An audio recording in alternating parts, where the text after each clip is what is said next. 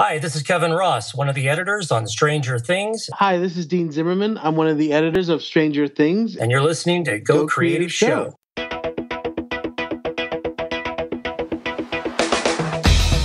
Hey everyone, my name is Ben Consoli. I am a director and owner of BC Media Productions. And this is the Go Creative Show, the show dedicated to creative professionals in the video production, filmmaking, television, and music industries. Kevin Ross and Dean Zimmerman are the editors behind the massive Netflix hit Stranger Things, and we discuss all the post-production techniques used to create its nostalgic look and engaging sequences. The Go Creative Show is supported by our friends at Kessler, making innovative tools for filmmakers. Visit them at KesslerCrane.com. Rule Boston Camera, buy, rent, create at Rule.com. Newsshooter.com, essential news for real-world shooters. Shutterstock.com, Hedge for Mac, and PremiumBeat.com, premium, royalty-free music and sound. Well, Go Creative Show has hit a gigantic milestone. This is our 100th episode. 100 episodes, people. I really can't believe we've done this 100 times. And so thankful for all of you guys out there listening. I love doing this show. And, it's been so much fun meeting all of these people, and knowing that you guys are out there listening makes it all worthwhile. And I really can't thank you enough. Of course, Matt Russell, I have to thank. He's been with me since the beginning, and I'm sure he's listening to this saying, I can't believe I've edited. I've mixed 100 episodes of the show.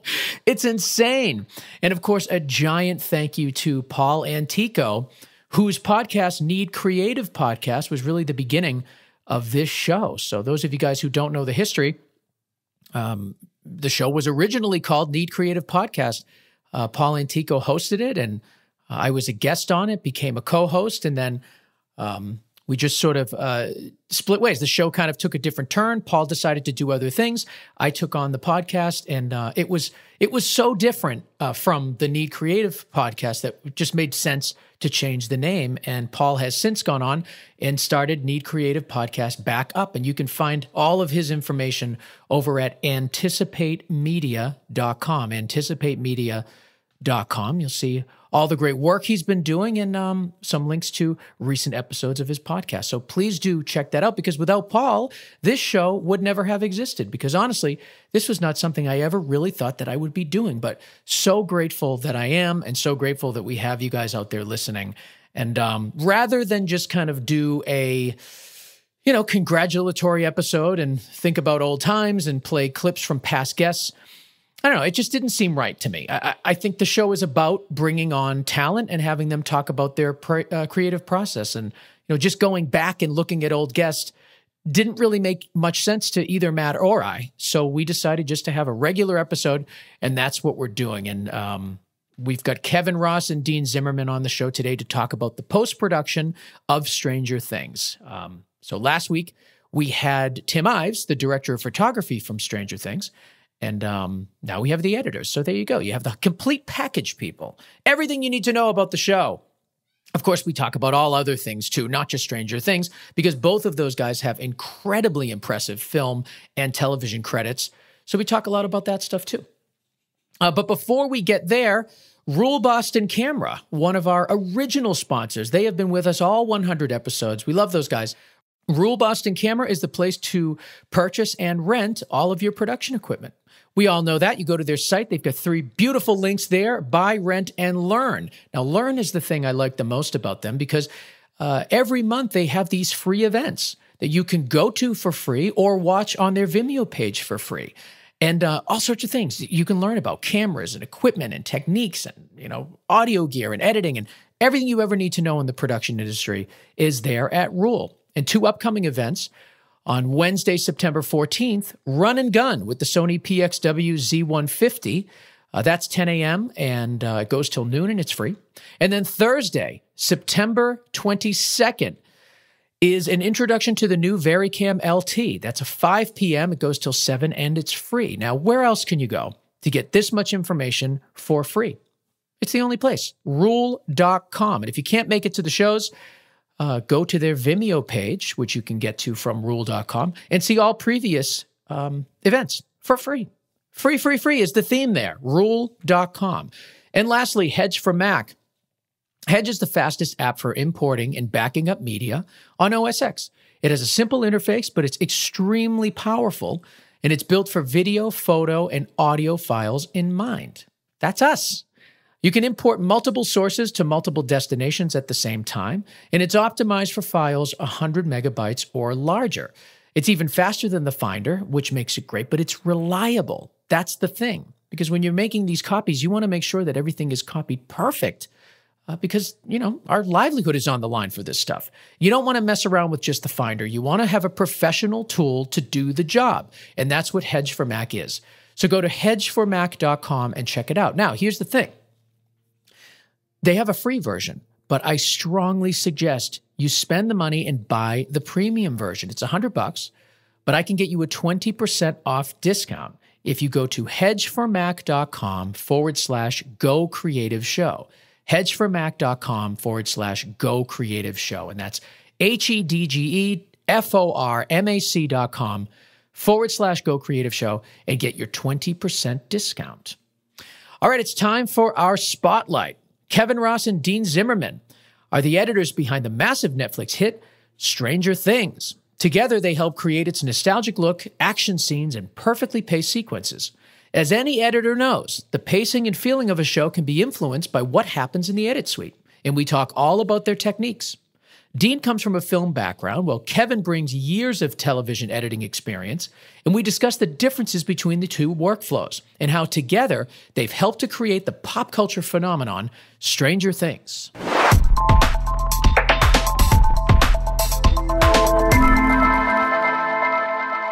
So I'm here with Dean Zimmerman and Kevin Ross, the two editors for Netflix giant show, Stranger Things. Guys, thank you so much for being on.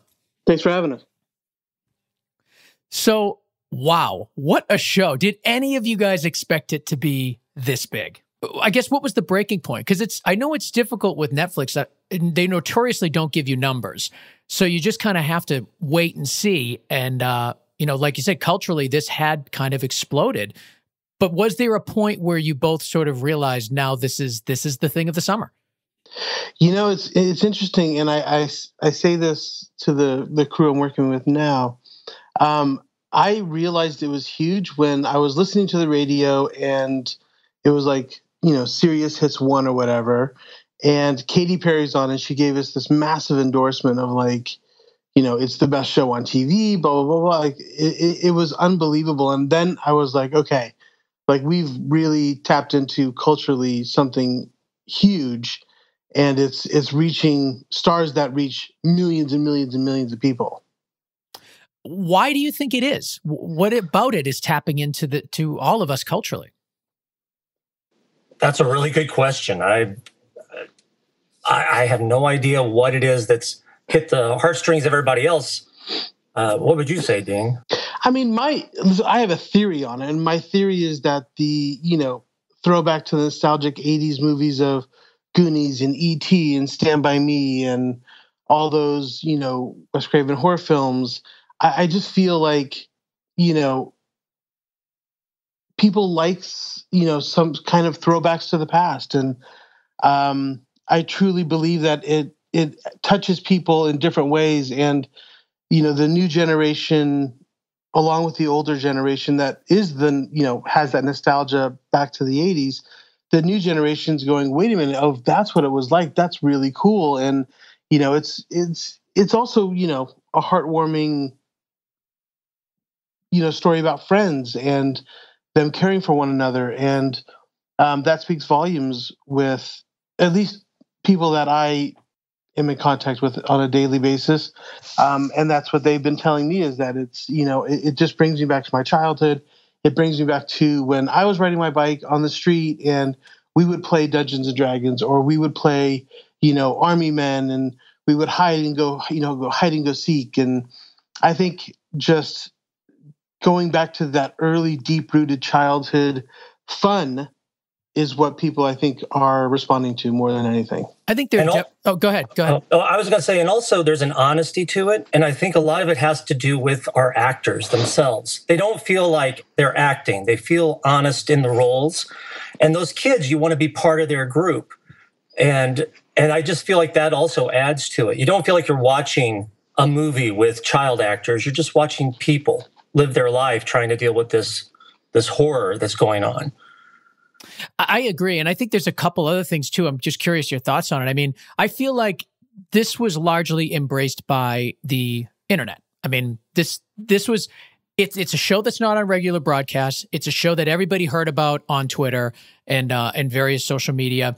And I feel like the internet, especially bloggers and all that, it almost feels like as mainstream as it is, it still has a subculture vibe to it. And I think a story of subculture becoming the heroes, these kids being kind of the dorky kids in school that are becoming the heroes, I think that resonates with a lot of people. Well, absolutely. Everyone wants to fit in and everyone wants to be part of, the quote unquote cool crowd. But it's so interesting in our culture today, especially having kids, the cool crowd is not actually the crowd you want to be a part of. Yeah. You want to be a part of the kind of dorky, nerdy, crowd. They're the people that have more fun. Yeah. And there's also, there's various points in history, I think, where nostalgia becomes really, really popular. I mean, the 70s had a very deep nostalgia for the 50s. I think now we're seeing a deep nostalgia toward late 70s and 80s.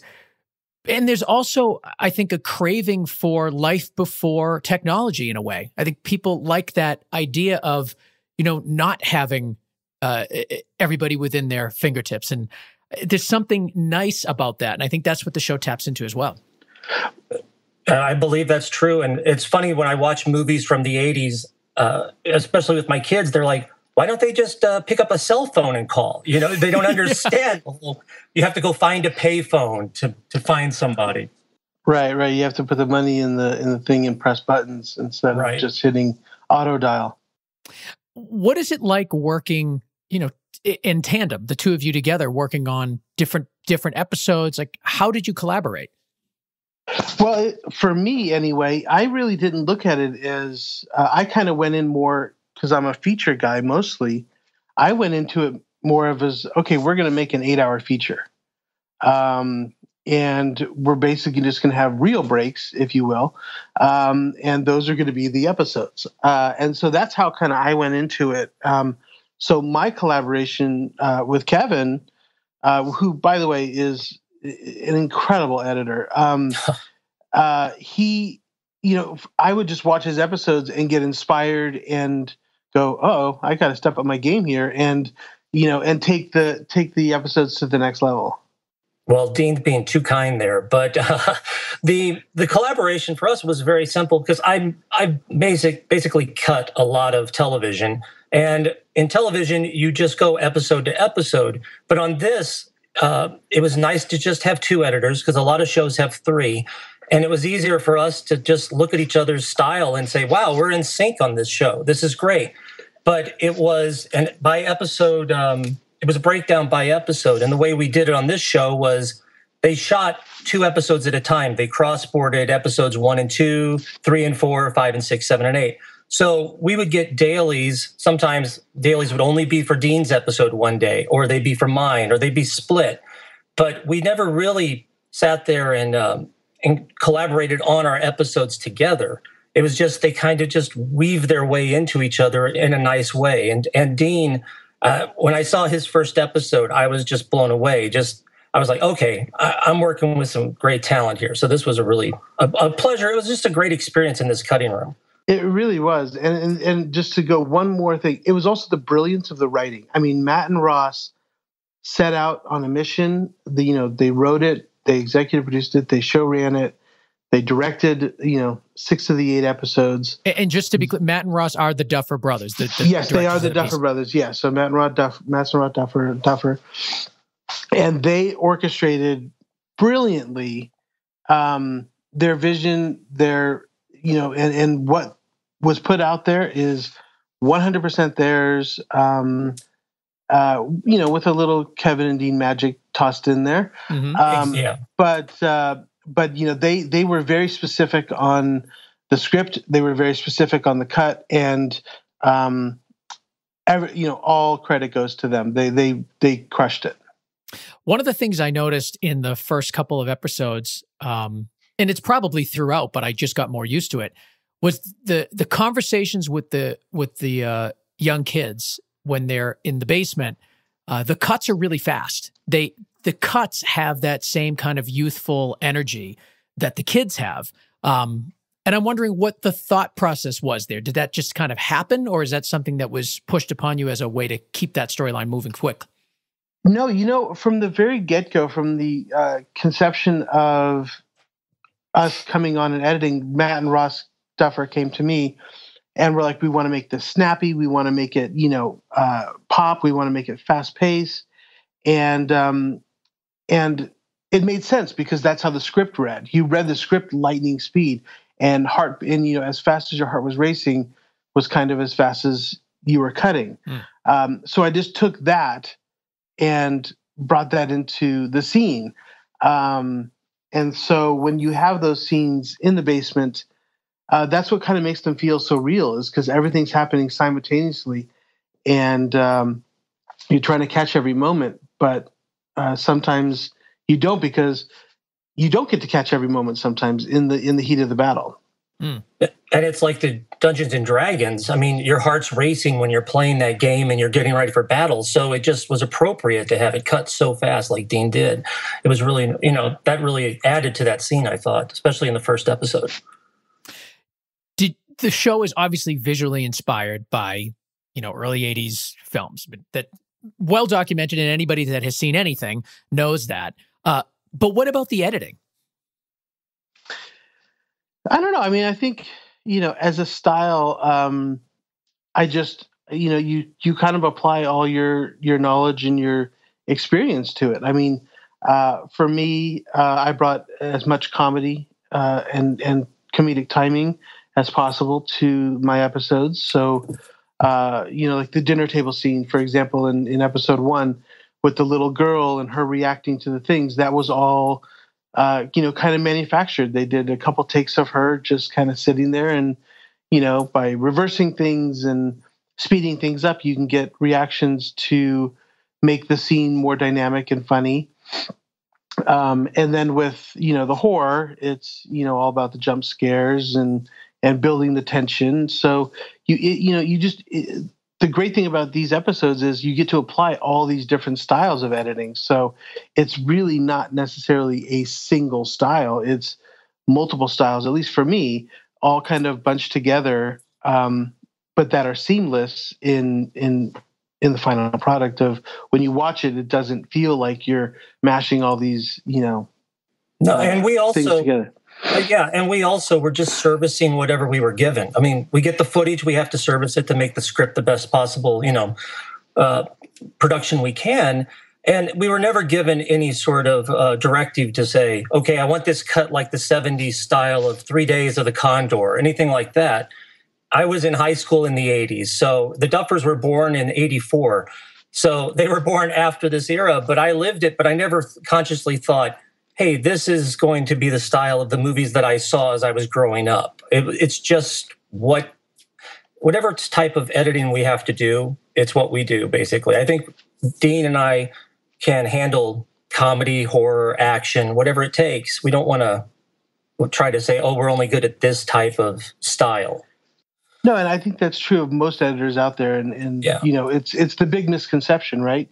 Because sometimes you do get pegged as a certain kind of genre editor. And, editing is a lot of, for me anyway, a lot about emotion, a lot about gut reaction, a lot about feeling. It's when you're in the room and you're watching the footage, it's like, yep, that's what I want to use, and that's what's right. And you kind of build scenes around certain moments or performances or what have you. But editing for me is really more about the feel of it and then fine tuning that once you get, close to where you want to be. What was your process episode by episode with this? So, it would start with the dailies and then I'm assuming some sort of organization. Can you kind of walk us through the process you took for each episode? Well, I can explain. We get dailies. We were on we were basically a 21 or 22 day shoot for each 2 episodes. So the dailies would come in and our assistants would organize the dailies, put them in bins for the scenes. And when we were ready to cut them, we went ahead and edited them. My editor, my assistant is Kat Naranjo, and Nathaniel Fuller is Dean's assistant. And they did an amazing job. And unspoken heroes, those guys. They really were. And Kat saved my butt more times than once because she did amazing sound work on the episodes to make them presentable. Like we'd show a scene and it just brought it to a much higher level when her sound work had been added on, like sound effects of growling. And she had all these libraries of awesome roars and things to add that just gave it such a special feel to it that wouldn't have been there if we just showed the scene dry. And so then we would get the dailies. On my side, I like to use the script program in Avid. And so Kat would line the script for me, and then I would cut the scenes. When I was happy with it, turn it over to Kat to do sound work, and then we'd present it to the duffers. Yeah, that's like I said, that's basically, whether it is feature or TV, the process is basically the same. They shoot the film, it gets processed in a lab, it comes to us, we import it, the assistants organize it into however the editor likes to work, and then we watch all the material and then cut the scenes. So I know this was shot on Red. Were you getting Red RAW files, or were you getting something that was okay? So what were the file formats you were getting that you were working with? We work on Avid, and we get DNX 36 media as pretty much a standard in the industry nowadays. That's kind of the format. Kind of really boring.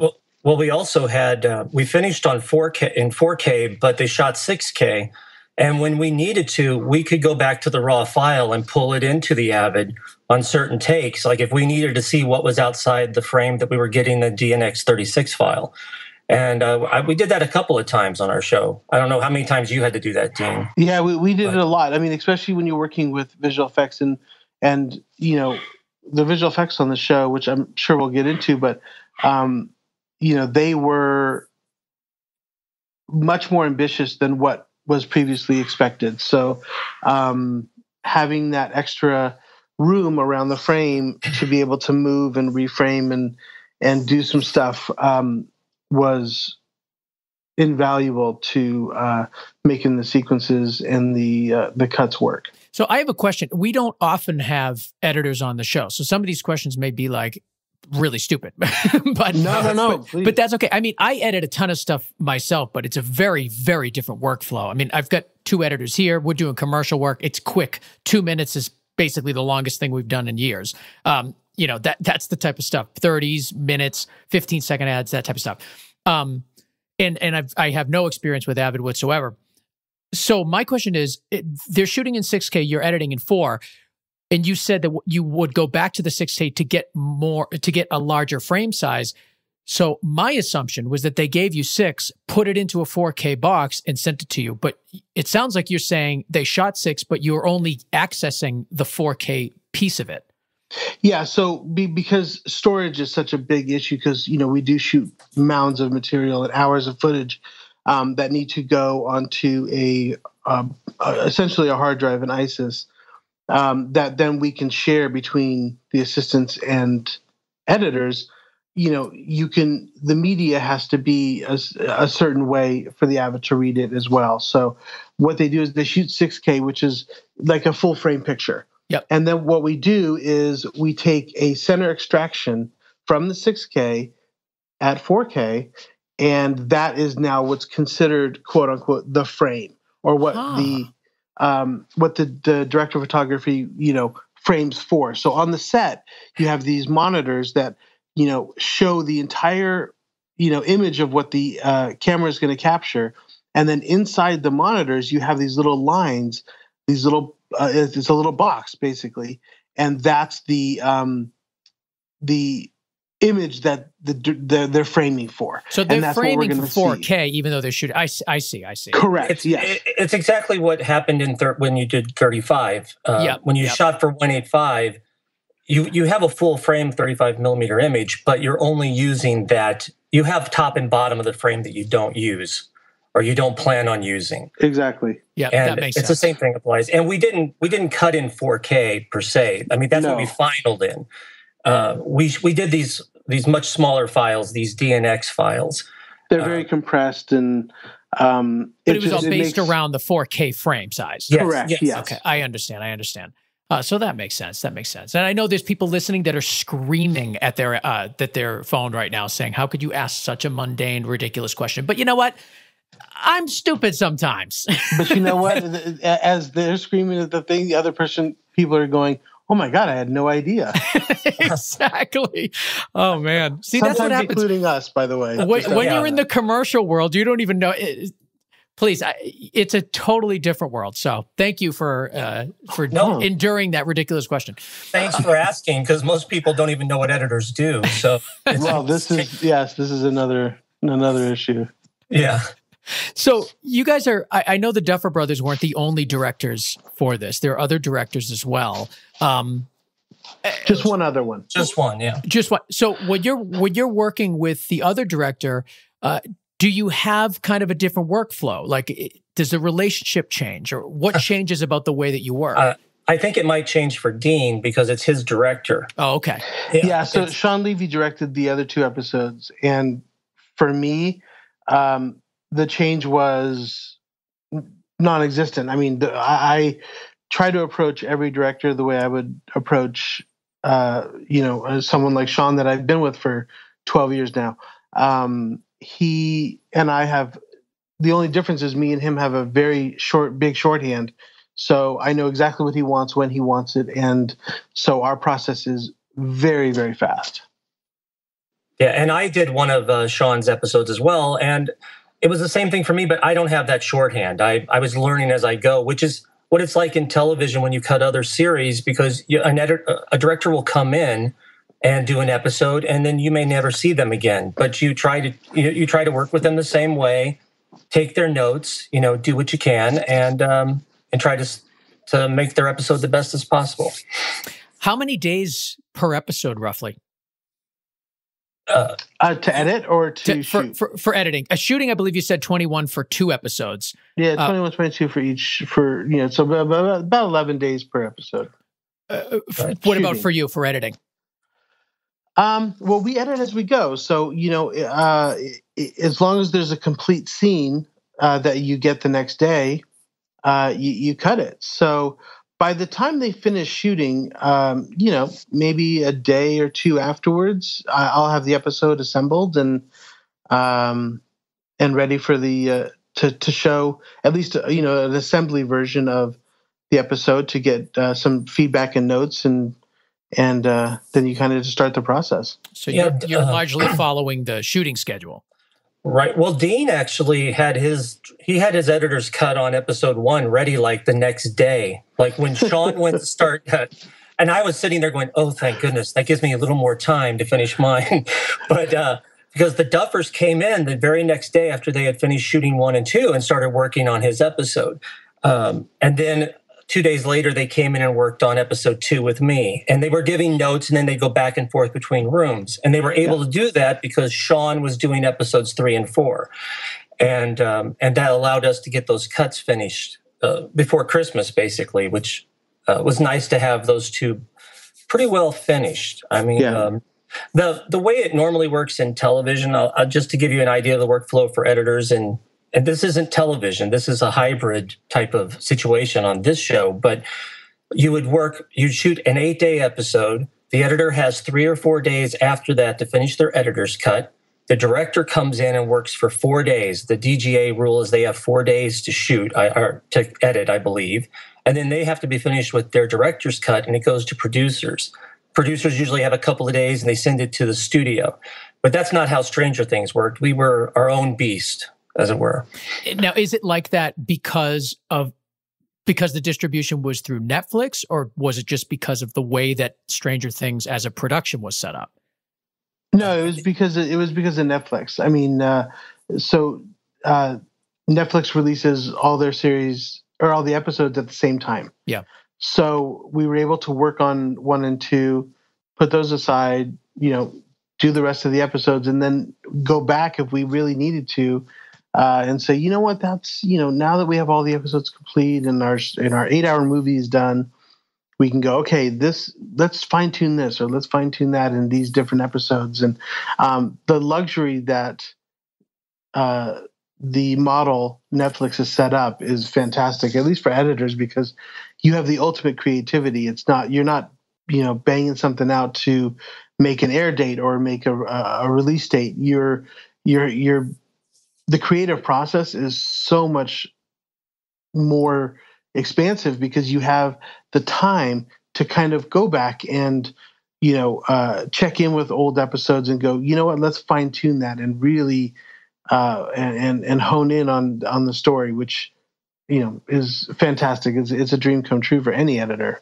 Absolutely. I mean, you don't look back at episodes that may have been aired already and go, oh, I wish I could have changed that plot point back in episode 4.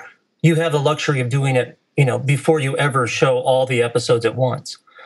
And another thing on this show itself, they mixed all the 8 episodes consecutively. And that I've never been on a show like that before. So it was a 28-day mix, I believe, Dean. Is that correct? Yeah. And so it really was an 8-hour movie. Yeah. There wasn't mixing along the way. It was, okay, we're locked, everything's ready, let's mix. And that's what they did. Now, Kevin, I know you're more on the TV side. I mean, your credits include Shameless, Californication, countless others. I'll put links to all of it in the show notes. Is there something, now I know you had said it's an editor's dream to be on a process like this, where everything's happening at the same time, but is there anything good about having a release schedule and kind of following along that? Like, is there anything valuable in getting the reaction of your previous episodes while you're editing your current episode? You know what I'm saying? I understand what you're saying, and I see that a lot online. People actually believe when they see like the first 2 episodes, they write, oh, they've got to change that plot point, or they really need to change that story and give her more of a role. Well, most of the series have actually been shot so far in advance, they're not going to have that satisfaction. It's unless you're on a network show where halfway through the season, you might be able to adjust for what the audience is reacting to. But that's not what happens. That's not normally what happens on these shows. Like Californication, we had all the episodes sitting, waiting to air 4 or 5 months before they ever came out. We were done. I was on something else before that ever aired itself. So that process it's not that immediate in editing, because you have to remember the scripts are already written and they're usually far advanced. They're at least 5 or 6 episodes ahead of you when the first one airs, because they want to have that many episodes going. So, in the pipeline, they don't want to come to the next week and go, we have no product to air on NBC or ABC or whatever. Yeah. So it's nice to have them finished on a series like that and out of the way, so you don't have to think about them anymore, because you have to keep moving. You're churning out the next one and the next one. But for Stranger Things, it was different because we weren't in a rush to churn them out. So it was nice to have them all to still go back and work on. And Dean, on the film side, I mean, your credits, Last Witch Hunter, Real Steel, Night at the Museum, big movies there. Yeah. Is there something valuable in having a project broken up into 1-hour chunks versus, a 2-hour piece? Oh, absolutely. I mean, like I said, it's this was such a unique experience for me, because coming from the feature world and not knowing anything about TV, I kind of relied on Kevin for any questions I may have had. And so being able to do 1-hour chunks was awesome, because the stories are so much more concise, and the scripts are so much more condensed, and you're only dealing with, a 60 or 70 page script instead of, 110, 120 page, movie. But I always kept, as me and Kevin both did, my eye on the prize of, okay, we're creating an 8-hour movie. So this is the one, the first episode is the first part of this 8-hour, movie. So how do we make that as tight and concise as possible? But that also services the rest of the the larger episode or series.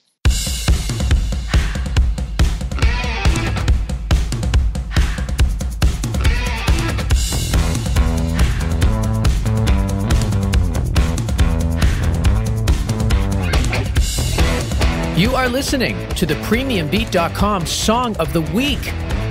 PremiumBeat.com is where to go for all of your royalty-free music and sound effects. Check out their website at PremiumBeat.com, where you can access their collection of thousands of royalty-free tracks for as low as $49 each. And you don't just get the track. Many of the tracks on PremiumBeat.com come with edits, a 15-second, a 30-second, a 1 minute. You can get loops of the track, so you can kind of make your own little track in your edit and get maximum flexibility.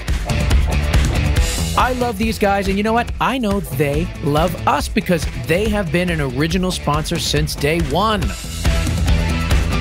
Visit PremiumBeat.com now. Check out the music, check out the sound effects. You will not be disappointed. All right, it's time to move on to another one of our original sponsors, Kessler Crane. The Kessler Shutter Dolly is the latest innovation in camera dollies and finally provides filmmakers with the performance and versatility dollies in its class have always lacked until now.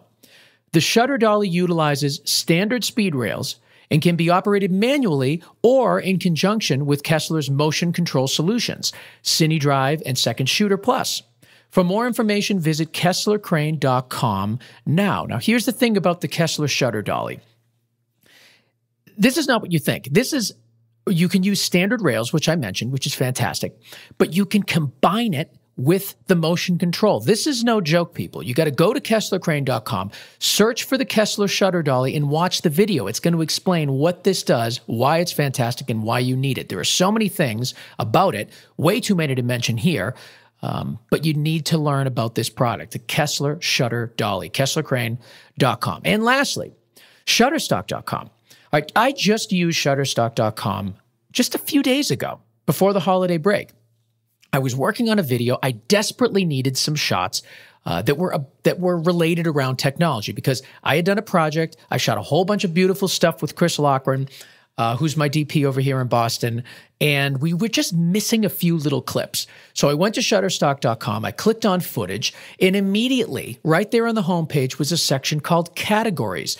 And I'm looking at it right now. There's one people, background and textures, nature, sports and recreation, art, but the one that stuck out to me was called Technology, because that's exactly what I was looking for. So I click on it, and as expected, is a really well-curated selection of clips that makes sense when you're thinking about technology. And it really did save my project. I mean, the quality of the footage was great. There were HD and 4K clips in there, and it mixed in with my existing stuff perfect. And that's why I go to Shutterstock.com over and over and over again. Because you don't want to put a piece of stock footage that's going to bring down your piece. You want something that's going to elevate your piece. And that's what you will find at Shutterstock.com. And that's why I love those guys. I use them all the time. And we continue to talk about them week after week because they're fantastic. Shutterstock.com. Go and check it out. All right, it's time to move on to our remaining half of our interview with Dean Zimmerman and Kevin Ross talking all about Stranger Things.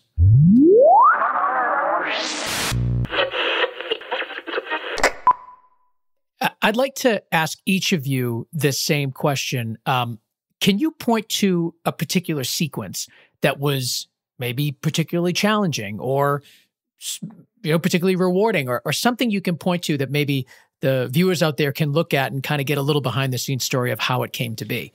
Uh-oh. You're going to get a spoiler, unfortunately. Sorry. Go ahead. So at least for me, I had. Oh, you mean me personally, or just you at the audience? The audience. If they haven't watched it yet. If they haven't watched episode 8, it's about to be a spoiler. All right, so that's me included. So for all you people that are getting the spoiler, just know I'm also being spoiled as well. Okay, so for me, there's two, and the first one isn't the spoiler. The first one is just the. There was a scene in episode 1. And it was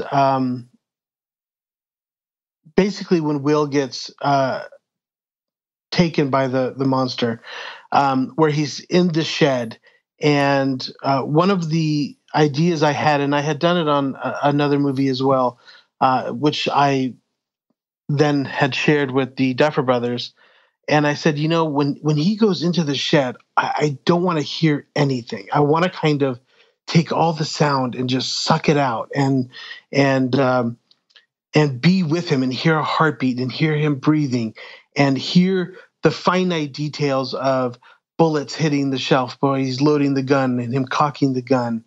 And then when the monster comes behind him, have this crazy light sound. And I had worked the sound designer on the series, Craig Hennigan, who's brilliant, and who I work with on features as well.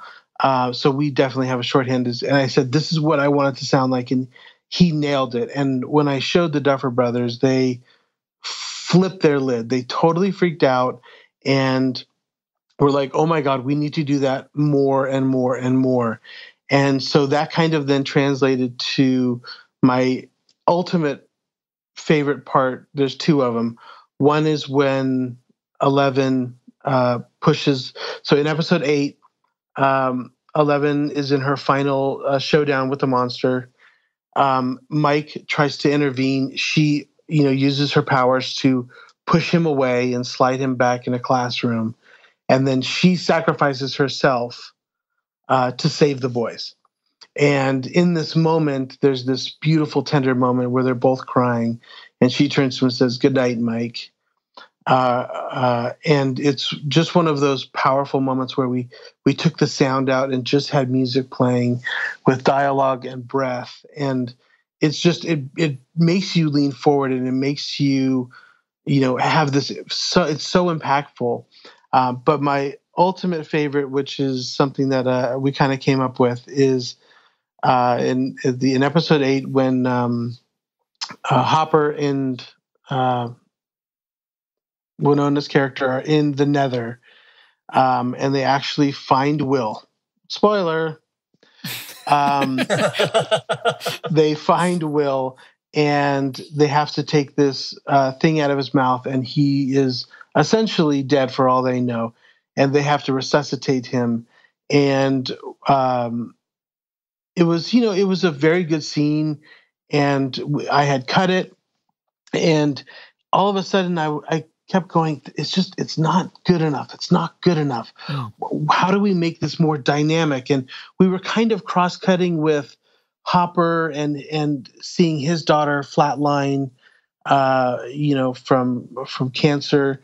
And so it was one of those things where I was like, every time Hopper tries to revive this kid, when he pounds on his chest, I'm going to just do these huge sound effect, flashback sound effects, and then flashback immediately to the doctors doing the same thing to his daughter, and then have the EKG of his daughter flatline, beep, beep, beep, and then the tonal, flatline, have that be the driving force for Hopper. And so when it does flatline, he is in desperation, starts pounding his chest, and it turned out incredible. And then Matt and Ross, they came up with this unbelievable song to put underneath there. It's just something that only they could have found, as they always do with all the music in the movie. They were so spot on and took such a risk. And it turned out incredible. That was my favorite moment, is the revival of Will. I have too many that I can't. I mean, I'm just little moments I'll be proud of, or just make me, I go, okay, I nailed that, or boy, I can't believe I figured out how to make that work finally. That type of thing. Even if it's a small, actually, that would be kind of interesting, is to talk about a scene and how, the path in which it took to get there, because I think that happens a lot to editors, even for small projects, is you could work on something for a really long time, and sometimes it takes just the smallest little change, and now all of a sudden it becomes clear to you. Well, that's true. I actually try to put those out of my mind where I don't. I mean, well, one of the first scenes that I cut and then presented to the Duffers, and it's just a little sequence, was in episode 2 when they're dragging Elle down the hallway and she's screaming back for Papa and she's thrown into the box. Yeah. And oh my God, I love that one. And that was just a little, it was a small sequence, and it was aided immensely by my assistant Kat's, sound work, which was great. But also it was at this moment where I decided to do these jump cuts when she was inside the box pounding on the door. And I had never been given any directive, should I do it that way or not? And I just thought, well, this feels good to me, but will the Duffers like the jump cuts? Do they want to go with that type of style? And then when they saw it and they loved it, and then Sean saw it and he loved it too, that just made me feel, good about the work I was doing, that I could try other things in here and not be afraid that I'm going to do it wrong. I have to trust my instincts. And Sean was the other director? Yeah, Sean was the executive producer. Oh, okay. I'm sorry. Yeah. Executive, and he directed episode 3 and 4. Okay, right. But just to go further with that, I will say, the Duffer Brothers are such incredible collaborators because they did not give us any direction. They took off the handcuffs and let us do our thing and let us work our magic. And to their credit, they are just so easy to work with because they do know what they want, but they're also not afraid to experiment and try things and, just break it in order to make it incredible. And, it's such, and by the way, Sean's exactly the same way. He's laser focused on what he wants. But he is not afraid to let me go off and try something because he knows that somehow or some way I'll either make something work or find something, this nugget that was happening before they yelled action or something that I've used that just makes him, feel whatever he's going to feel or react how he's going to react. So it's a true testament to the Duffers and Sean and the entire crew on the show, giving us the ability to kind of do what we do and do what we do best. And I think the show speaks for itself. It certainly does. That's exactly what I was going to say, Dean. Yeah, I mean, it really does. You guys are so in sync. Yeah, well, exactly. We are. I mean, and that's me and Kat. It's so interesting because you work with these people for a long time, and you end up having relationships, and you're like, Kevin has become a true friend of mine, and one that I cherish, and that I would love to work with Kevin on everything I do because it was so much fun. We had so much fun every day that it wasn't work. We were in a playground. We were in our sandbox and we were building and doing whatever we wanted to do and getting as dirty as we wanted and being allowed to do it. And it was awesome. We didn't have mom and dad going, don't play with that. Don't touch that. Yeah. It was amazing. Guys. Yeah. And I feel the same way, Dean. And it's funny because I told Dean, and I think he kind of remembers this, but back when we were assistants years and years ago, yeah, I walked into his edit room that he was working in on Liar Liar, and I was going to go do Truman Show or something, and yep. I needed to see what their system was set up, and it was like, oh, hey, nice to meet you, Dean. And then it was 15, 20 years later, we finally worked together. So it was just that small world type of thing. But so Jim Carrey brought you together somehow. He did. Yeah, absolutely. You two are adorable. That crazy bastard, always somehow, some way, makes you laugh, but then he also brings people together. Who knew? There you go. Were you guys involved in the color grading at all? Absolutely. Yeah. Yeah. So talk to us about it. Well, so, I will say, and this is really a big shout out to Sean Levy, who, always wants the best for everything. And demands and gets the best, and deservedly so. But with this series that Sean had got Netflix to sign off on, came a lot of the feature talent of, and not to say features are better than TV, because I would actually say the opposite nowadays. That TV is cranking out some of the best material, original content anyway. Stranger Things. Absolutely, for sure. Mm-hmm. But we had these incredible people working on the movie. So Skip Kimball, who's at Technicolor, who is the colorist for James Cameron, and all these huge directors, and directors of photography, who did Avatar and Titanic and blah. I mean, it's just, the list goes on and on. He was our colorist, and so. And Craig Hennigan, who does these huge, crazy movies with sound, they got a lot of feature guys, because Sean brings them to the table and brings his relationships and his wanting ultimately the best of what he believes is the best of everything to the series. So the Duffer Brothers were so fortunate to have such a cheerleader in Sean, and also an executive producer in Sean. So we had Skip Kimball do our color. And listen, I mean, it's like telling, Michelangelo, you're doing that wrong.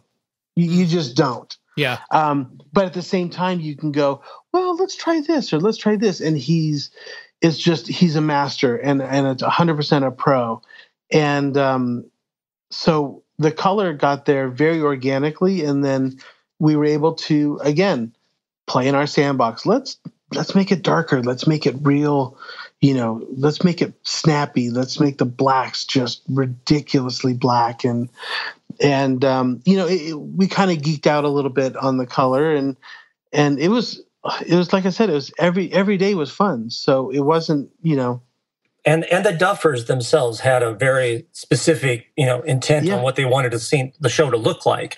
From day one, they were having us apply color effects on the episodes when we were just editing them, which helped us, decide what we were going to go to when we finaled. And like Dean said, this was such a unique project that so many feature people were involved. And I'm not trying to disparage my television coworkers or anything like that, but you just don't get that type of expertise or that level of input on normal television shows. And this really wasn't a television show as far as Netflix and Sean and the Duffers were concerned. It's like we had Dean cutting, we had Skip, we had Craig, everyone was top notch on this show. Can you speak to sort of the tonal structure of Stranger Things and kind of where that color perhaps may have been inspired by? Go ahead. I was going to say, go ahead, Dean, because I'm not really sure. So here's the deal. Like, I think tonally, they wanted to make a genre. So we applied this film grain. So from the get-go, we knew that when we went into the digital intermediate and we were able to apply the color and tweak the color, we had Skip design a film grain that we would apply on top of the color to give it that nostalgic 80s feel, that kind of almost gritty, it almost looks kind of low quality-ish, but you wouldn't necessarily think that it would be low quality, but it wasn't.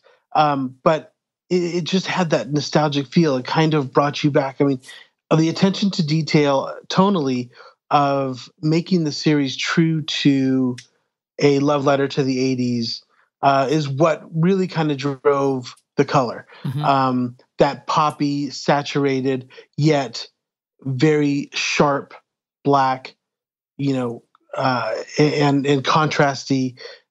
That was always the way the Duffers wanted it. It's like, can we really see that? Oh, maybe we can't, but maybe we can. Yeah. Kind of thing. And so that's really how they went into it, is to be true to the nostalgic 80s look.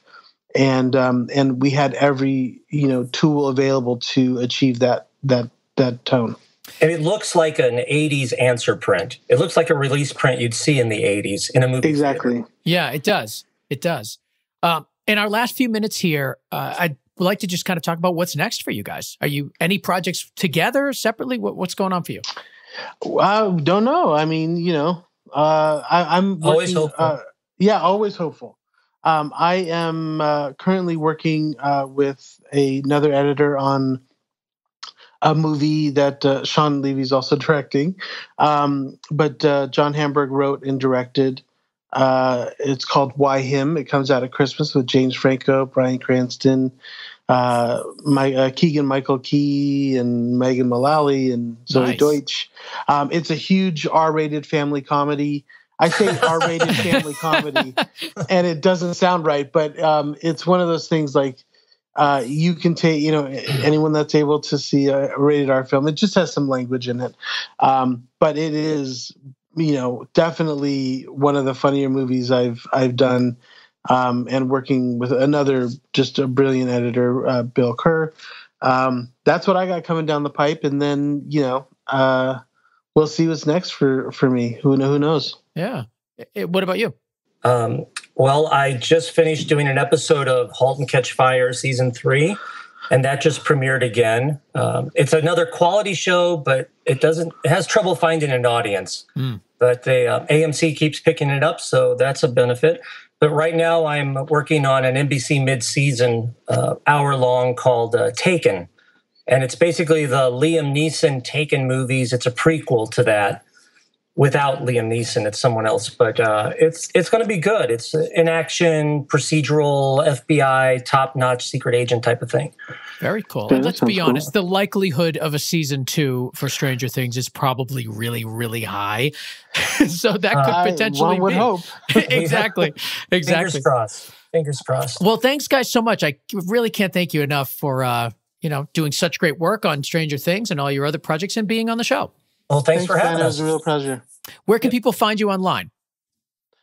I am one of those weird kind of guys. Like, I stay out of the social media. Smart. Right. I'm kind of really embracing my Stranger Thing roots and getting unplugged and staying in the 80s. I like it. I listen. I have a Facebook account and whatever, but at the same time, like, it's one of those things. Like, I'm not. Kevin's way hipper than I am. No. I do tweet a lot because I like to promote the shows, and when I see tweets, I retweet them. Yeah. And if anyone wants to follow, it's on Twitter at Ross Films, ROSSFILMS. Ross Films. I'm searching for you right now. Here we are, Kevin D. Ross. I'm following you. Look at that. Right. You've got fantastic. another. You've got another. If I had a Twitter account, I'd follow you, Ken. I won't hold it against you. I would follow you, Gene. All right, guys, thank you so much. I really appreciate it. And good luck with all your future projects. And let's keep our fingers crossed for a season 2. I hope so. From your mouth to God's ears, please. Thank you. Absolutely. Thanks. Take care, Ben. Thanks again for having us on.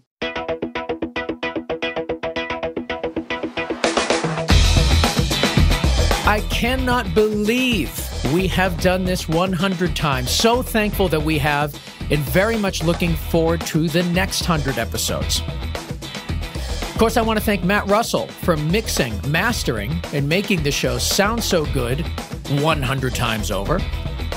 You can find him online at gainstructure.com and on Twitter at gainstructure. And while you're on Twitter, be our friend. Check us out at gocreativeshow.com. Let us know what you think of the show and send in some guest suggestions. Many of these episodes have really come directly from you saying, hey, you should check out this, you should check out that.